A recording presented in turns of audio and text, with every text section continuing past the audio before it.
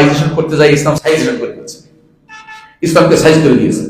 আলহামদুলিল্লাহ, আমার তো মনে হয় যে আমাদের সংগঠনে যত নারী সদস্য এবং কর্মী আছেন আনুপাতিক আর অন্য কোনো সংগঠনে আছে কিনা আমার সন্দেহ। আমাদের সংগঠনে অনুপাতটা হচ্ছে নারীদের পার্সেন্টেজটা হচ্ছে 42%। অন্য কোনো সংগঠনে এতটুকু আছে কিনা আর বলতে পারবো না, তারা বলতে পারবেন স্ব সংগঠন। আমরা নারীদেরকে অবশ্যই মূল্যায়ন করি, এই জন্য সংসদের নারী কোটায় এমপি হওয়ার প্রভিশন আছে।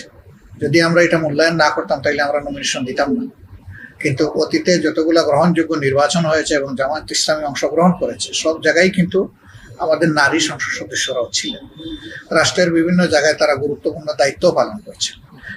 প্রিয় ভাইরা, আজ দেখা যায় কিছু মানুষ গর্ব করে বলে নারী নেতৃত্বকে আমরা প্রতিষ্ঠা করেছি, নারী নেতৃত্ব আমাদের দলে আছে, নারী নেতৃত্ব আমাদের ওইটাতে আছে। ইসলাম নারীকে এই জাতীয় জায়গায় দিতে ইসলাম অনুমোদন করে নাই।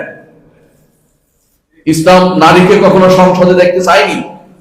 এই জন্য আপনি দেখতে পাবেন উম্মতের মধ্যে ফকিহা, সবচেয়ে বড় ফকিহা কে ছিলেন, নারী ফকি কে ছিলেন? আয়েশা রাদিয়াল্লাহু আনহা। তাকে দেখবেন না যে ওমর রাদিয়াল্লাহু আনহু তাকে তার অ্যাসেম্বলিতে স্থান দিয়েছে এমন কোন দিন নাই। এত বড় ফকিহা, উম্মাহাতুল মুমিনিন যারা ছিলেন, তাদের কাছ থেকে দিন অনেকেই প্রচার পেয়েছে, শিখেছে। তাদের কাছে কিছু না পাইলে তাদের কাছে চাইতো যে আমরা এটা কি করব। তারা কিন্তু এখন উত্তর তাদের ঘর থেকে দিতেন, কিন্তু তাদেরকে ডেকে এনে বলেন নাই যে আমরা এখন থেকে আমরা সংসদে আসবো, তোমরা আমাদের এখানে বসবে, পাশে কয়টা চেয়ারের ব্যবস্থা করে। ইসলাম এটা বলে নাই। আপনি সাহস করে এটা বলার ক্ষমতা আপনার নাই, কারণ আপনি এখন মনে করছেন যেভাবে হোক সেভাবে হোক, যেন তেন ভাবে আমার ক্ষমতা যাওয়া দরকার। এইটা বললে কেউ আমাকে ভোটটাও দিবে না। ভোটের প্রভাবে আপনি ইসলামকে ভুলে গেছেন। আপনার দ্বারা ইসলাম আলোকিত হয়নি, আপনি ইসলামকে বিকৃত করে দিয়েছেন, কালো করে দিয়েছেন।